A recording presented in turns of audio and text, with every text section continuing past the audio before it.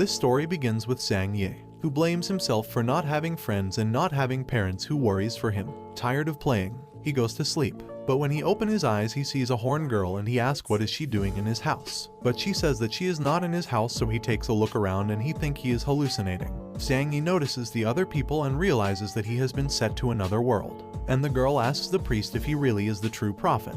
And he says that the prophet must be carrying a magical ring just like hers. Zhang Yi shows his ring and realizes that she also has another one just like his. She can't believe that someone without magic powers could be the prophet, and she also gets mad because he belongs to the human being tribe. Zhang Yi says that he doesn't understand anything, and he says that he bought that ring in a street store. So she tells the priest that he can't be the prophet since he is so weak. But he says that there was no mistake summoning him, and Zhang Yi will be the prophet that will save demon tribe of being extinguished. Zhang Yi, not knowing what's going on, asked them to tell him what's going on. So the girl introduces herself as Isabella, also the demon queen, and she says that day they were going to sing a peace treaty with human beings, but she didn't expect that her commander Lillian would betray her with the help of other humans. And while being disarmed, she took a big part of her magic powers, but she could stay alive thanks to the sacrifice of her 4 stronger subordinates. Hearing all that and seeing that he is in another world, Zhang Yi was planning to become the protagonist of the story. He asks why doesn't she hide on the mountains, but the other girls say that they are escaping from humans, so she summoned the prophet so he could help her, but they were disappointed since he was useless. In that moment, Isabella starts to feel bad and she transforms into a girl looking like a human being, and the priest says that this is because her aura has depleted completely, and they blame Zhang Yi because she used all her energy she had left to summon him. In that moment, some gentlemen say that the humans are already inside the realm and they escort Isabella so she can manage to escape, and the priest would stay to buy them some time so they can manage to escape. Isabella tell him to escape with them, but the priest is already preparing them to teleport. Isabella, crying, tries to take him, but he already took them to another place. In that moment, the door is destroyed and Tal's Angus appears asking where the demon queen is. But she was already gone and planning to take revenge, so they decide to flee for the moment. But they were attacked on the back by the humans, and the girls are planning to sacrifice themselves so she can escape. Zhang Yi promises that he would protect Isabella, so he grabbed her by hand so they could escape. But she wanted to stay and fight and die with them. Zhang Yi says that she does that, their sacrifice would be in vain. So Isabella, crying, sees from afar how everyone dies so she could escape. On their way, they come across with some human knights, and Isabella gets off Zhang Yi's hand and she attacks the knights for killing her subordinates. Zhang Yi stops her and apologizes, and a knight says that he heard that demons used to wash human beings' brains. They were planning to kill them because they thought they were working for the demons. But Zhang Yi on his knees says that they are not working for them and they were not brainwashed. Isabella wanted to kill him for making her kneel before a human being, but he says that by doing that they could survive, so then they could take revenge. But the knight wanted to kill them anyways so he could get a reward. But there is that guy who stops him and orders him to go with his squadron. A knight, noticing that he was the white squadron leader, didn't want to listen, but being a leader he had authorization to kill. Then the others, noticing that, they decide to escape. He introduces himself as Sophices, the White Dragon Knight squadron leader, and he asks them when the demons captured them. Before that, Zhang Yi thanks him for saving them, but Sophices order him to answer first, otherwise he would kill them. He says that he was captured when he was 5 or 6 years old, and he introduces Isabella as his wife and says that she was also captured by the demons, and Sophisa ends up believing him, and he offers his cape so he could cover himself since he was naked, and he would take them to the human being tribe city, but Isabella didn't want to go. Zhang Yi convinces her to go, and the next day they arrive to the city, where Zhang Yi gets surprised by seeing how the humans respect the knights. Isabella changes her name to Yi Bei so she can't be recognized, and on their way, they get across with this guy from the royal family, called Talsbury. When Sophisis sees him, he orders his knights to go to the royal palace. Zhang Yi asks who he is, and a knight says that he has a higher rank than Sophisis by being a regent's son.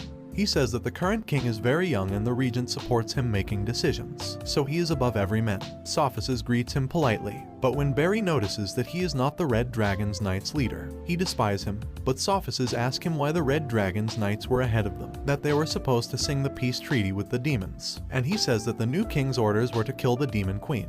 Then Sophis's father, who was the imperial leader, arrives. He is called Guro Dita, and he says that he heard his son was in town and he decided to show up and say hello. Zhang Yi is amazed by the fact that Sophis's father was someone important in the kingdom. A knight tells that Guro is close to the king, and also he and the regent has very different political points of view. In that moment, trumpets can be heard since the Red Dragon's Knight squadron arrival. They were carrying the priest's head impaled in a sword. Watching that, Isabella wanted to kill them all, but Zhang Yi calms her down, and while watching, Angus promises that H will kill him, Angus thought that Guro came to welcome him, but he says that he was going to see the king and both decide to go together. His son Barry gets close to him, but he threatens him and says that if he keeps on playing he will kill him, and they went without him.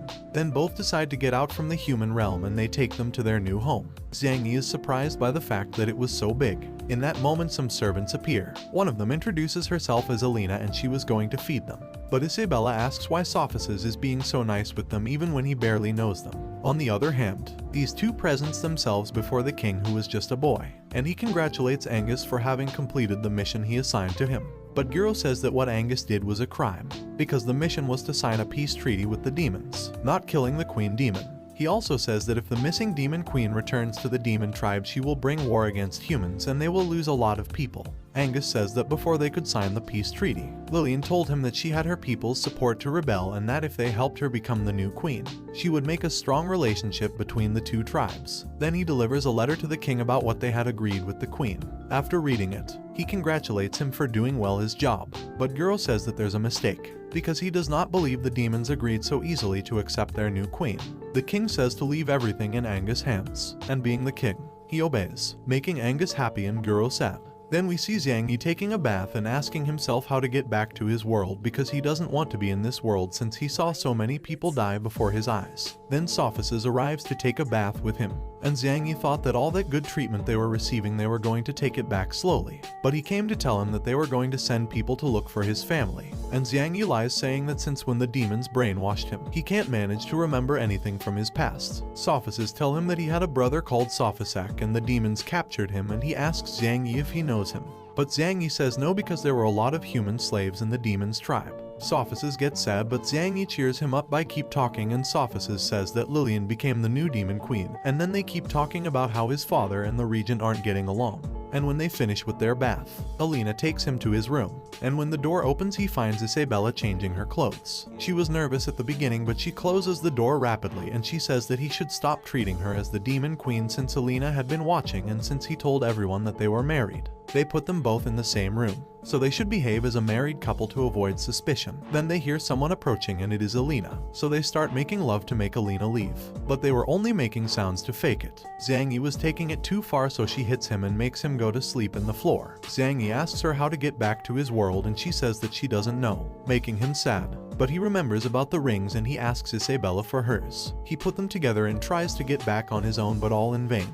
On the other hand, Alina finds Sophocles and he tells her not to interrupt Isabella and Xiang Yi. Alina asks why is he helping them, and he says that when he knew Xiang Yi he felt a familiar connection and he thought he was his lost brother since he resembles so much. Alina says that she was happy for him since she hadn't seen him smile in a long time. Sophocles throws her in bed and as reward he ends up making love with her. The next day Xiang Yi wakes up and Alina gives him new clothes. She realizes Isabella is not here, so she goes outside and tries to find her. She found Sophocles training with his bow on her way and she is amazed about how good he is. Then she saw Isabella as well practicing and she is blown by how good she is. She lost her powers but not her abilities. Then Sophocles invite them to eat, but Xiang Yi wanted to leave the human kingdom and says that he doesn't want to bother. Sophocles say that there is no problem, that they can stay and live in his mansion forever, but Isabella says that they want to manage by themselves and they didn't want to bother anymore. Sophocles say that they cause no trouble and he can find a job for them in the kingdom, but Isabella says that she rather goes back and work for the demon tribe than working for them. In that moment we see a story when the humans were terrorized before because they were weak. Then tired of that,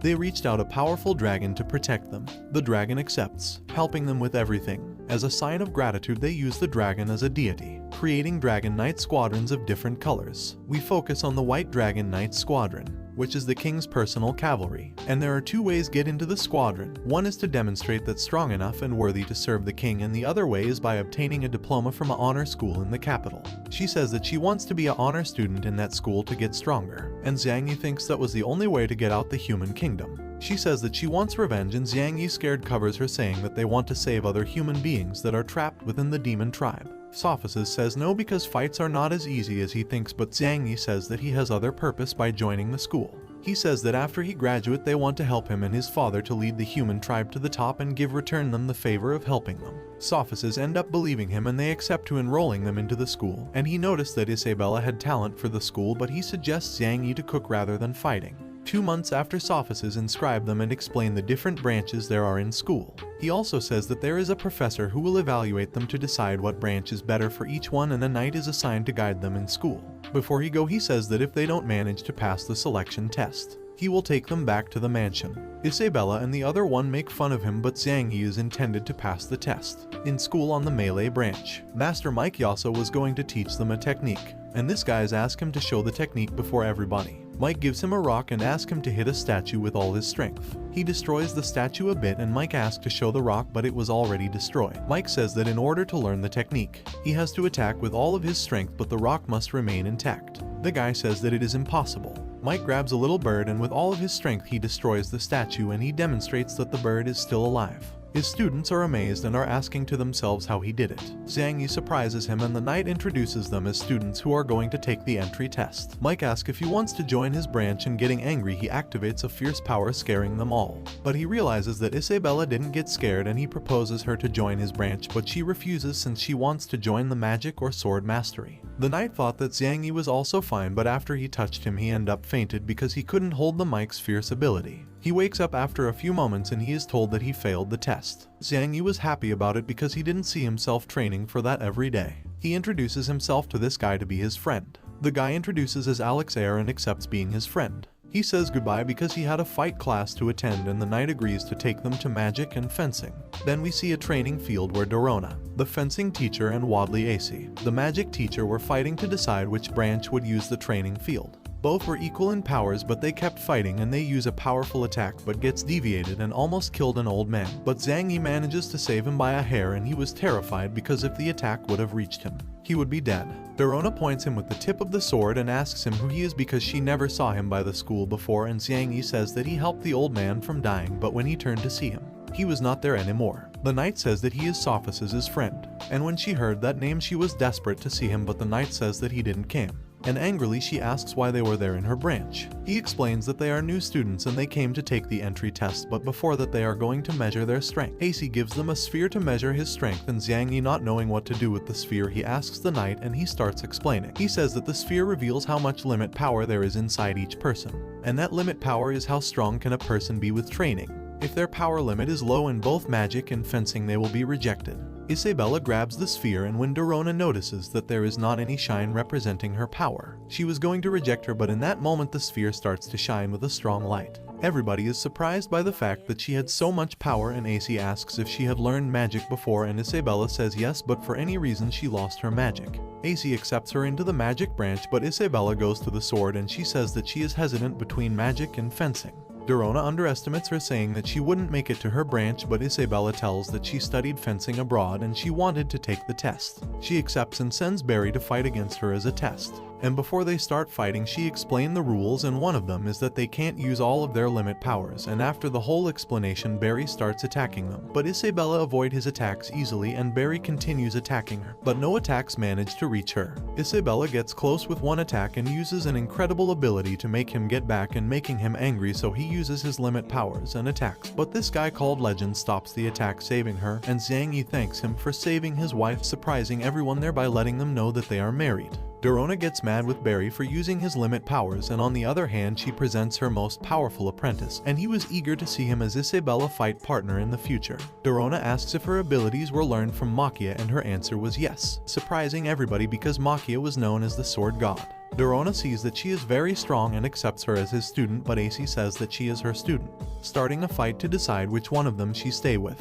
But Zhang Yi interrupts and asks for the sphere so he can measure his powers. He thought that he would have a big power to become the protagonist of that world. But minutes passed and the sphere wouldn't start to shine, not even a bit, and AC takes the sphere from him, saying that she already knew the results since the beginning, calling him a useless piece of wood. The other students also starts to mocking him, and the knight explains that the term useless piece of wood is a person that has no power limit, making him sad. Isabella yells to the other students to shut up, if not they would have to face her. Zhang Yi hears that, recovers and says that even if he has no powers, Isabella would always protect him. And before he goes to try another branch he cheers her up and wished her luck in whatever branch she chooses. On his way, Zhang Yi asks the knight if he could join a branch without having any limit power. He says yes, but for now, He can't choose a fighting one. After a bit of walking they reach the forging class where he see that they were drawing a sword, but their drawings were terribly bad. Zhang Yi thought that in forge classes you would have to be hammering all day to create objects, but Master Ascian Name says that he doesn't know anything about forging. The knight explains that he was captured by demons and he doesn't know anything about forging, and Martin shows him how the forging is in the human tribe. Meriton grabs an enormous brush and draws a sword in the floor, and with one word he makes the drawn sword merging out of nowhere. Martin says that this is how humans create things, and if he wanted to forge he had to have a gold alignment crystal. Zhang Yi, not knowing what that is, he asks how to use it.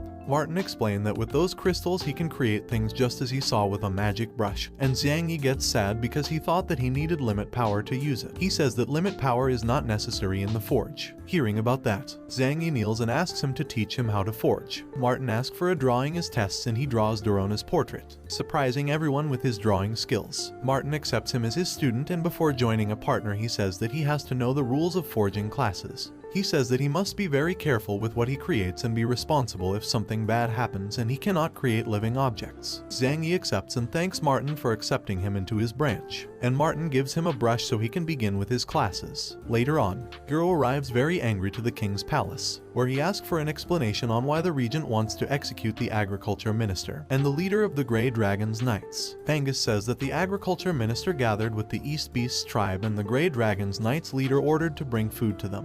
Guro says that they did it because that tribe was struggling with drought and food, so they sent food to be able to get along with them.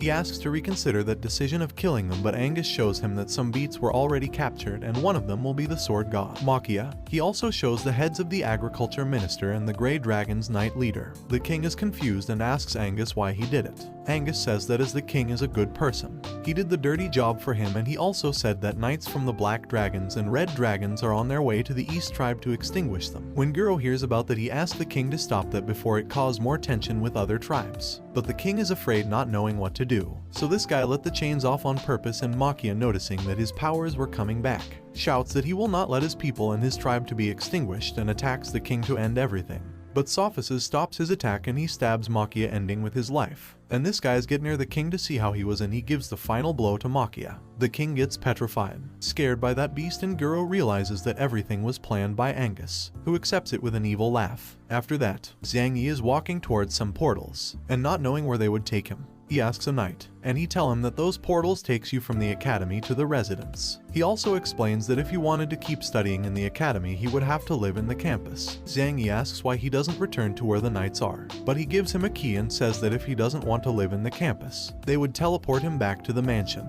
But if he wants to live there, the knight would live with him. Zhang Yi is a thankful act. He will try to find Sophices' brother when he get back to the demon tribe. On the other hand, we can see Sophices with Guro going to the king to try and make him reconsider some things when making important decisions. When they arrived, a knight told them they already knew they were coming, but the king orders were that only him and Guro could be in the room. Guro tell him to wait outside, getting in alone, and Sophices had a bad feeling about letting him in alone. Guro called the king, but he wasn't there, and Angus appears from the shadows and says that he sent the king to practice archery. Guro knew that this conversation will not end well. Sophices was still waiting for his father, and this guy called Sato appears and talks about the Withered Dragon's Knight squadron should be led by the king, but being just a child, that power had to be passed to the regent. In that moment, Sophices realizes that something wasn't right, and after seeing the knights he was planning to enter the room, but Sato stops him. Sophices with a sword in it asks what will they do to his father. Nothing, says Sato, because Angus is inside and he is making him see the true state of the capital. Sophices asks more questions, but Sato leaves. On the other hand, Zhang Yi decided to stay in the North Campus, and when he opens the door, he finds Isabella changing clothes again, but she doesn't care since he already saw her before. Isabella talks about how good they are treating them in the academy, but Zhang Yi suggests escaping the academy, but she refuses because the academy controls their students very well, and they would notice that they are not in the room. She explains that the academy has a magic field surrounding it, and in her state she would not be able to break it. Zhang Yi asks her for another plan, and she says that they must wait until she gets stronger in the academy. She also said that the demon tribe only accepts strong people as leaders, not somebody weak, and she gets sad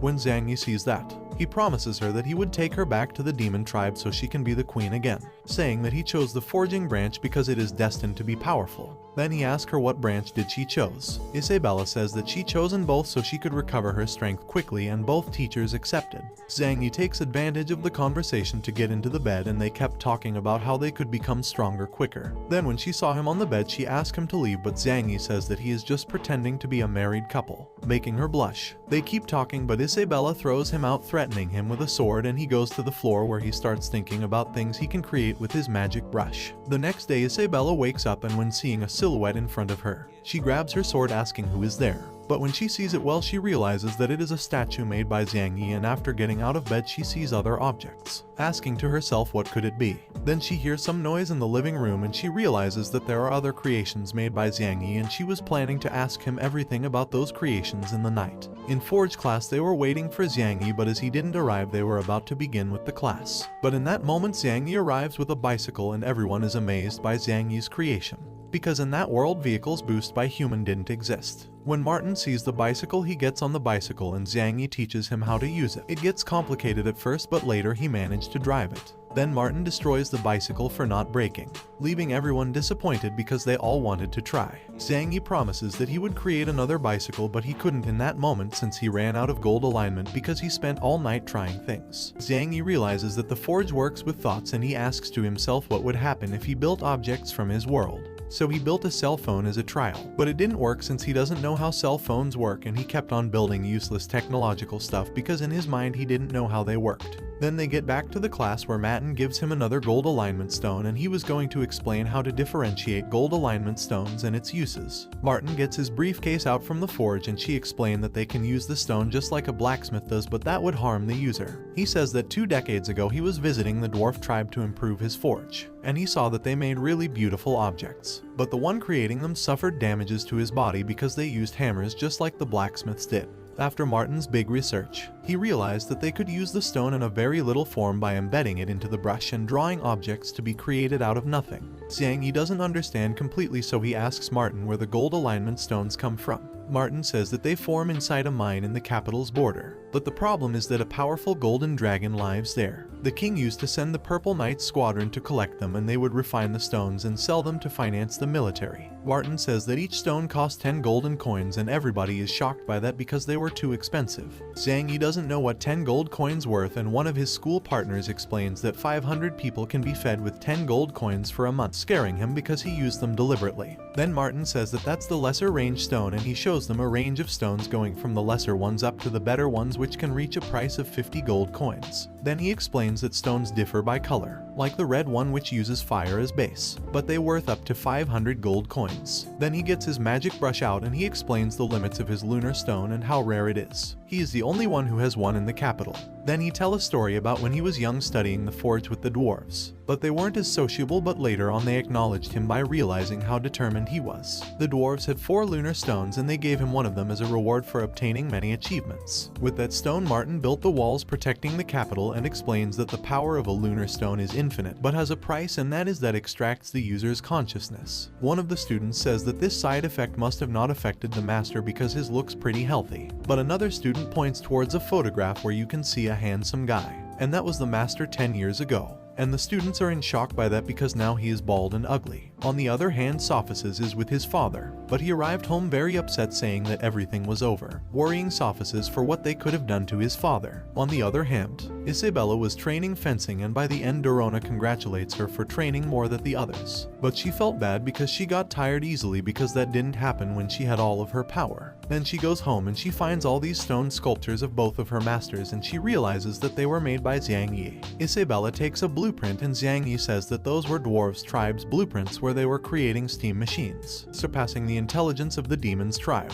Isabella kicks him and warns him about creating too many things, otherwise their identity would be exposed. She also scolds him for creating a sculpture of her and her masters, and thinking about what disrespectful things he could do with them, she hits him even more. The next day he was happy because the steam machine worked and he could create a powerful mecha. Then he see that his fellow students were gathered in a place, and one of them says that Master Martin went into the gold alignment mines, and that was because when they went to buy stones last night, the prices were too high. Martin tried to convince them to sell them at a normal price, but they didn't want to because they needed a lot of money for military services. So an angry Martin went on his own. to look out for stones, but his students were worried about him because he was just a forging teacher, and he alone could not take down a dragon. Xiang Yi was going for help from the other teachers, but one of his friends stops him because they were in an audience with the king. Xiang Yi was very angry for doing nothing about it, and then he sees Alex and he offers him money and tell him to go and buy 1 gold alignment for his magic brush. Xiang Yi builds a car with that to go and save his master. On the other hand, Martin is arriving to the mine, but one of the knights didn't want to let him through because only purple dragon knights were allowed to enter the mine. Even with all that, Martin gets in and starts looking out for gold alignment. Then we see Xiang Yi and the others arriving the mine and planning how to get in to look for their master. But then an explosion occurs and they see dust coming from inside and Martin getting out from it with the gold alignment. He also defeated some monster with the weapon he invented with the dwarves' help. The guy was happy with his gold alignment, but they could use them already because they needed to be refined. But the problem was that the refinery team worked with the Purple Dragon Knights. And in that moment some knight surrounds them and the refinery master calls him out for getting into the Purple Dragon Knights' territory. Martin also calls him out because those monsters weren't that strong to justify the price increase of gold alignment. The guy says that it was not his business and give the order to kill them so they could take the gold alignment. But Isabella together with Martin and Alex were defeating almost every one of them, but the refinery master steps in attacking Alex, but Martin protects him and his weapon get destroyed. That guy uses a special slime creating many clones and he planned to attack them, but Xiang Yi had finished his creation. Xiang Yi is completely covered by the rocks and the refining master attacks the others, but Xiang Yi inside the rocks neutralizes him using a powerful attack. Then he throws another attacks to the other master, but he manages to deflect it, hitting his knights, and everyone is surprised to see a mecha getting out from those rocks. The purple knights get scared to see that mecha, and Martin is surprised even more because the dwarves wanted to build something like that but they couldn't, but Xiang Yi did. The refining master attacks him with everything he got, but no attacks could manage to damage that mecha, and Xiang Yi starts defeating those knights and capture the refining master and threatens him, saying that they must not mess with them. And we can see that the ones behind all that mess were the regent's family. Since they wanted to earn more money, they was planning to raise their prices of gold alignment. But a soldier arrives saying that the forge branch gathered the gold alignment and also they captured the refining master, surprising everyone. Xiang Yi and his group arrives to the kingdom, but the purple knights won't let them through, and behind them were the people who raised the prices, and they ordered to capture them for breaking the law by collecting gold alignment without any permission. But Sophists arrives with other guys and says stop, and he tell Barry that the king sent him to stop Martin. Barry doesn't buy it, but Legend, being his uncle, he releases his power, making him obey the new orders given by the king. But this also affected Zenag Yi, which ends up being amazed by that enormous power. Being just his nephew, Legend warns him not to be so careless just because his father is the regent, because for Barry he was only a piece of trash. Dorona also scolds him for not going to class, and Martin asks officers to arrest him, but he denies because the king never gave that order since he cares so much about him. Xiang Yi thanks officers for helping them again, and he told him not to do that again because he doesn't want to see him die. On the other hand, AC tells Isabella that she picked her to represent the magic branch in a festival. But she fights again with Dorona because he also wanted her to represent the fencing branch. Sophists asks Xiang Yi to go with him to the palace, and once there they talk to the king about the gold alignment price increase. In that moment Angus arrives, informing the king that he discovered that the Purple Knight's leader is increasing the price of gold alignment. He also said that he already punished him and suggests the king that the forge branch should be in charge of collecting gold alignment stones. Everybody is surprised by that, and the king asks about the military budget.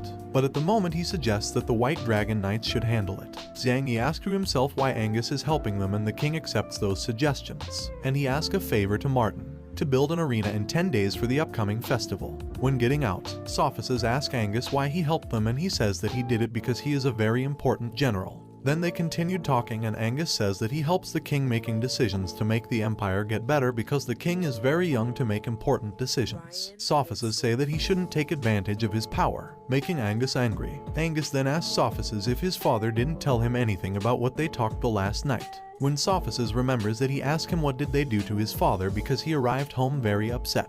And they were about to start a fight, but some soldiers arrive and tell him that his father hanged himself in the library, and Sophists got scared, and the other were surprised. That night Xiang Yi were depressed about what happened to Sophists. He didn't want to feel bad, so he asks Isabella what branch she decided to represent in the festival. She said that she will represent fencing and science branches. He starts bothering her, saying that she should join Legend in the magic branch, making her angry again.